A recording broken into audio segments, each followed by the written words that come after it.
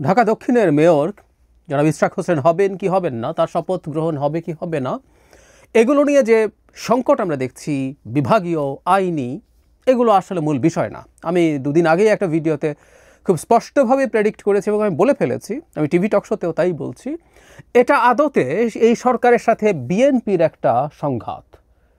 সরকার পরিকল্পিতভাবে কাজটা করছে, সরকার সম্ভবত বা আমরা নিশ্চিতভাবেই বলতে পারি এভাবেই বিএনপি শক্তি পরীক্ষা করতে চাইছে। এটা একটা টেস্ট কেস।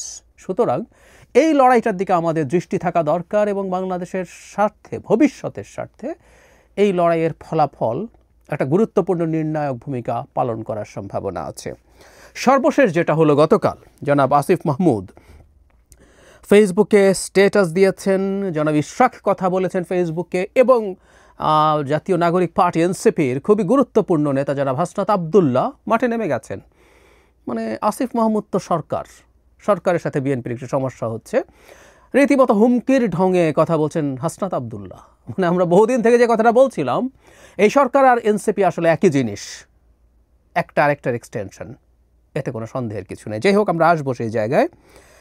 জনাব আসিফ মাহমুদ সজীব ভূঁইয়া খুব দীর্ঘ একটা স্ট্যাটাসে অনেকগুলো কারণ দেখিয়েছেন কেন জনাব ইশরাক হোসেনকে শপথ নেওয়ানো যাবে না। 10টা কারণ দেখিয়েছেন, এর মধ্যে লিগাল অনেক কিছু আছে। লিগাল আলোচনা আমি আসলে ঢুকছি না, কেন ঢুকছি না আমি আসবো সেটা পরে। কিন্তু শেষ অংশে তিনি যা বলেছেন, এই জায়গাটা সবচেয়ে ইম্পর্টেন্ট। আসিফ মাহমুদ বলছেন, যথাযথ প্রক্রিয়া অনুসরণ না করে এবং গায়ের জোরে আদায় করার উদ্দেশ্যেই নগর ভবন বন্ধ করে মহানগর বিএনপি এই আন্দোলন চালাচ্ছে। ফলে সিটি কর্পোরেশনের দৈনন্দিন কাজ ব্যাহত হওয়া সহ জনদুর্ভোগ সৃষ্টি হয়েছে। এসব জটিলতা নিরসন হলে স্থানীয় সরকার বিভাগের শপথ দিতে কোনো সমস্যা নেই। পোস্টে একটি ছবিও যুক্ত করেছেন, তিনি লিখছেন, ওখানে আমরা দেখেছি যে তার ছবিতে জুতা মারা হচ্ছে, এরকম একটা ছবি। তবে আমার বিরুদ্ধে ইশরাক হোসেনের এই আক্রমণাত্মক ও অপমানজনক কার্যক্রমের কোনো কারণ খুঁজে পেলাম না। আবার কেউ বলবেন না যে এটা সাধারণ জনগণ করেছে, কারণ বিএনপি এবং অঙ্গ সংগঠনের বিভিন্ন গ্রুপের নির্দেশনা এবং গোয়েন্দা সংস্থার তথ্য অনুযায়ী দলীয় নেতাকর্মীরাই কর্মসূচি বাস্তবায়ন করছে। মানে ওখানে আসলে একটা ঢাকার নাগরিক বা কীরকম একটা ব্যানারে কাজটা হচ্ছে। জনাব আসিফ মাহমুদ ক্লিয়ারলি বলছেন এটা আসলে বিএনপি করছে। ইশরাক হোসেন এর একটা স্ট্যাটাস দিয়েছেন, তিনি খুব খোলামেলা যে কথাগুলো বলেছেন আমি একটু পড়ি, এটা খুবই ইম্পর্ট্যান্ট। স্ট্যাটাসে বলছেন, মেয়র ফেয়র কিছু না, অন্তর্বর্তী সরকারের কতিপয় ব্যক্তির অন্তরে ক্ষমতার লোভ ও এটি চিরস্থায়ী করার কুৎসিত সত্যটা বের করে আনাই ছিল মুখ্য উদ্দেশ্য। অনেক সমালোচনা মাথা পেতে নিয়েছি, পিতামাতা ভুলে গালিগালাজও চুপ করে সহ্য করে গিয়েছি, কারণ একটাই, এদের চেহারা উন্মোচন করতে হবে গণতন্ত্রের স্বার্থে, জনগণের ভোটের অধিকারের স্বার্থে। কোনো কথা চলবে না যারা নিরপেক্ষতা শুধু বিসর্জন দিয়েছে নয়, বরং একটি দলের প্রতিনিধির কাজ করছে, তাদের অবিলম্বে পদত্যাগ করতে হবে। তিনি আরও বলেন, এরা হাসিনার মতোই বিচারকদের হুমকি দিয়েছে, নির্বাচন কমিশনকে চ্যালেঞ্জ করেছে, উচ্চ আদালতে হস্তক্ষেপ করেছে এবং আমলাতন্ত্রে হাসিনার দোসরদের সঙ্গে নিয়ে লম্বা কুচক্র পরিকল্পনা করেছে। তিনি বলছেন, একদিন সবার নাম পরিচয় প্রকাশ পাবে। হাসিনারেও বলছিলাম, কবরটা ঠিক করাই আছে, আল্লাহর হুকুম থাকলে সেখানেই হবে ইনশাল্লাহ। লড়াই শেষ হয় নাই, হয় দাবি আদায় করবো না হয় আল্লাহর নির্ধারিত স্থানে মাটির নিচে শায়িত হবে। গণতন্ত্রের সঙ্গে, জনগণের ভোটের অধিকারের সঙ্গে একচুল ছাড় হবে না। আমি গুরুত্বপূর্ণ জিনিসগুলো পড়ে ফেলি। মাঠে নামলেন জনাব হাসনাত আবদুল্লাহ এনসিপির দুজন মুখ্য সংগঠকের একজন। তিনি বলছেন, আসিফ মাহমুদের রক্তঝরা সংগ্রামের দিন আছে, এখানে তিনি একটা রক্তাক্ত ফেসের ছবি যুক্ত করেছেন। হাসিনা শাহীর গদি কাঁপানো স্লোগান আছে, ফ্যাসিস্ট পতনের বিরচিত ইতিহাস আছে। আবার যদি দেশের প্রয়োজনে দরকার হয়, আসিফ মাহমুদ আবারও রাজপথে আসবে, স্লোগানে কণ্ঠ মিলাবে। হাসনাত বলছেন আরও, তাকে অপদস্থ কইরেন না, অন্যায্যতা চাপিয়ে দিয়েন না, বেইনসাফি কইরেন না। অপদস্থ কইরা রক্ত ঝরায়া পতিত ফ্যাসিস্ট আসিফদের থামাতে পারে নাই, আপনারাও অপরাজনীতি কইরেন না। শুরুতে যে কথাটা বলছিলাম, জনাব হাসনাত আবদুল্লাহ এখানে নামলেন এবং সলিডারিটি দেখালেন আসিফ মাহমুদের সাথে এবং বিএনপিকে ইন্ডিকেট করছেন শেখ হাসিনার সাথে, মানে শেখ হাসিনা থামাতে পারেনি। এখন যখন হচ্ছে, আমি দেখলাম ফেসবুকে এবার জনাব ইশরাক হোসেন শেখ হাসিনার সময় কি করেছেন, গ্রেফতার হয়েছেন, রক্তাক্ত হয়েছেন, কর্মীকে বাঁচাতে গেছেন। আমি প্রায় বলি আসলে, মানে কেউ মনে করে জুলাই অগাস্টেই বাংলাদেশের সব কিছু ঘটেছে, ইতিহাস হয়েছে, এবং অনেকেই ফানও করছেন। অনেক সময় অনেকে যারা আজকে এখানকার এই অভ্যুত্থানের সামনের সারিতে ছিলেন, তখন আওয়ামী লীগের স্লোগান দিয়ে বেড়াতেন, মুজিবের বন্দনা করে বেড়াতেন, তাই তাদের হয়তো খোঁজ ছিল না। জনাব ইশরাক হোসেন, জনাব সাদেক হোসেন খোকার সন্তান, বাংলাদেশে অনেকেই এই কথাগুলো বলেন যে বিভিন্ন জায়গায় উত্তরাধিকারের রাজনীতি এসে হাজির হচ্ছে, কিন্তু আমরা ইশরাককে দেখেছি সম্ভবত একটা বড় অংশ তিনি দেশের বাইরেও কাটিয়েছেন পড়াশোনার জন্য, কিন্তু নিজে নেতা হয়ে ওঠার চেষ্টা করেছেন। আমরা মাঠে থেকেছেন, কর্মীদের পাশে থেকেছেন, কর্মীদের সাথে লড়াইয়ে থেকেছেন এবং শেখ হাসিনার বিরুদ্ধে লড়াই। সুতরাং যখন হাসনাত আবদুল্লাহ শেখ হাসিনার বিরুদ্ধে লড়াইয়ের কথা বলেন এবং ইশরাকদেরকে অপরপক্ষ দেখাতে চান, এটা খুব ভুল। বিএনপি তার সর্বশক্তি নিয়ে বছরের পর বছর শেখ হাসিনার বিরুদ্ধে লড়াই করেছেন এবং আমার একটা আর্গুমেন্ট আছে, বলেছি বহুবার, বিএনপি না থাকলে বাংলাদেশ কম্বোডিয়া হয়ে যেত, এই জুলাই অগাস্ট আসতো না, নো ওয়ে। আমি দীর্ঘ একটা ভিডিও করেছিলাম অভ্যুত্থানের অল্প কিছুদিন পর, আমি সহসা এই ভিডিওটা আবার হয়তো বলবো, কারণ এই আর্গুমেন্টটা এখন মাথাচাড়া দিচ্ছে।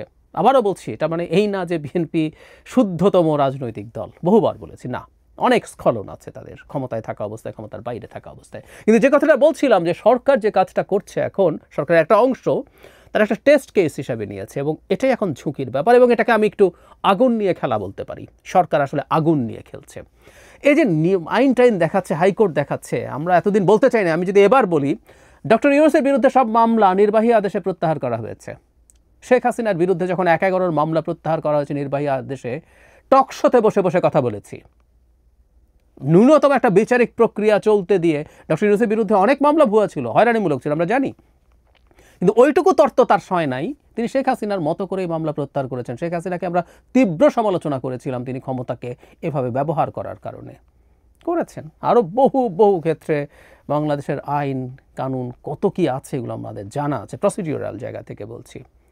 সুতরাং যে হাইকোর্ট এখন জনাব আসিফ দেখাচ্ছেন, সেটা আদতে জনাব ইশরাককে, বা আমি ব্রডার সেন্সে যদি বলি, বিএনপির শক্তি পরীক্ষা করার জন্যই তারা কাজটা করছেন। কারণ তাদের সামনে এই এজেন্ডা আছে, নির্বাচন যদি তারা পেছাতে চান তখন বিএনপি ঠিক কী করতে পারে, কতটুকু শক্তি প্রদর্শন করতে পারে, সেটার একটা টেস্ট কেস হিসাবে তারা এখন মাঠে আছেন।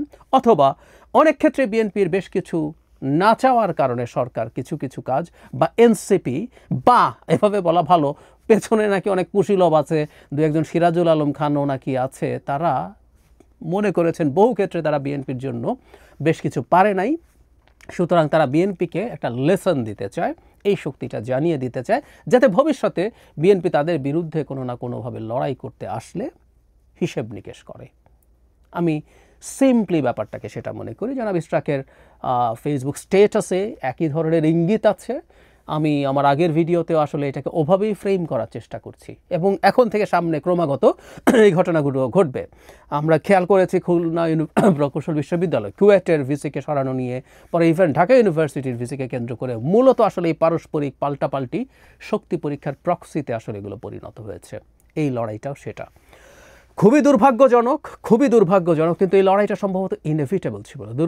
দুর্ভাগ্যজনক এই কারণে বলছি, বিএনপি বা অন্য সব দল, এই যে এনসিপি বা আরও যারা আছেন, এই মুহূর্তে শেখ হাসিনার কোনো লোক এখানে নেই। মূলত যারা আছেন প্রত্যেকে শেখ হাসিনার বিরুদ্ধে লড়াই করা মানুষ। কিন্তু সেটার পরে বাংলাদেশের একটা গণতান্ত্রিক ট্রান্সফরমেশন যেভাবে হওয়ার কথা ছিল, যে রোড ম্যাপ হওয়ার কথা ছিল, সেটা থেকে এই সরকার সরে এসছে পুরোপুরি। এবং ডক্টর ইউনূসকে আমরা ইউফেমিস্টিকলি বলতে পারি ভুল বুঝিয়ে, তাহলে আবার খারাপ লাগে, আমরা শেখ হাসিনাকে বিদ্রূপ করতাম ভুল বুঝিয়ে। তাহলে যদি আমরা এভাবে বলি, সরকারের একটা অংশ যা করছে ভুল বুঝিয়ে বললেও খুব হাস্যকর। যে মানুষকে ভুল বোঝানো যায় সেই মানুষটা বাংলাদেশের এরকম টাফ সময়ে কি দায়িত্ব নেওয়ার উপযোগী?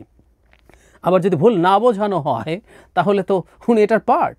সো আমরা দেখতে পাচ্ছি ভেরি মাচ দেখতে পাচ্ছি এরকম একটা প্লট চলছে, এবং সেই প্লটের অংশ সরকার বা সরকারের একটা অংশ এটার সাথে জড়িত হয়ে পড়ছে, এবং একটা অংশকে বিরুদ্ধে। কারণ হলো যে দলটা নির্বাচন দিলে ক্ষমতায় যাবে, তাকেই এখন থেকে নানাভাবে নানা রকমভাবে তার বিরুদ্ধে দাঁড়িয়ে তাকে ব্যাকফুটে ঠেলে দেওয়ার চেষ্টা হচ্ছে।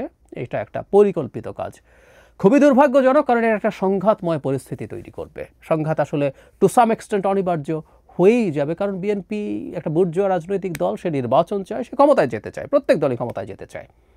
ক্ষমতায় যাওয়ার মতো ন্যূনতম কোনো জনসমর্থন না থাকার পরও এনসিপির লোকজন বিভিন্ন মন্ত্রণালয়ে কি করে বেড়ায়, এখন না 5 আগস্টের পর থেকে জামায়াতের লোকজন কি করে বেড়ায় আমরা জানি তো, এইগুলো জানা গেছে। সুতরাং ক্ষমতায় যেতে চায় সবাই।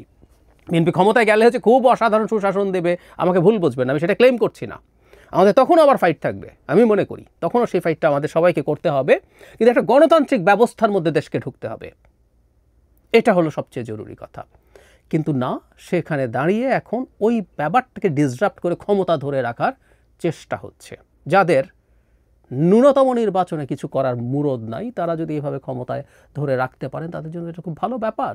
কারণ বিএনপি যদি ক্ষমতায় আসে ইলেক্টেড হয়ে কোথায় যাবে, প্রভাব প্রতিপত্তি, ডিসি ট্রান্সফার, ওই বিশ্ববিদ্যালয়ে ভিসি নিয়োগ করো, ওইখানে সচিব নিয়োগ করো, ট্রান্সফার করো, এই সব ক্ষমতা কোথায় উবে যাবে সেটা তো অনেকে ছাড়তে চাইবেন না, চাইছেন না। ঠিক সেটাই আসলে আমরা দেখতে পাচ্ছি। লড়াইটা সম্ভবত শুরু হয়ে গেল। আমি চাই শুভবুদ্ধির উদয় হোক। শেষ পর্যন্ত আমি ডক্টর ইউনূসের উপরে এই আস্থা রাখতে চাই যে তিনি এই চক্রর সাথে অ্যালাইন্ড হবেন না। এই চক্র যে অনেক বেশি ট্র্যাকশন পাচ্ছে সরকারের ভেতরে, অনেক বেশি গ্রাউন্ড তৈরি করছে, আরও প্রমাণ আছে, আমি সেগুলো নিয়েও কথা বলবো। সুতরাং বিএনপিকে সম্ভবত এখন মাঠে এসেই নির্বাচন আদায়ের দাবিতে নামতে হবে, আর তেমন কোনো অল্টারনেটিভ নেই।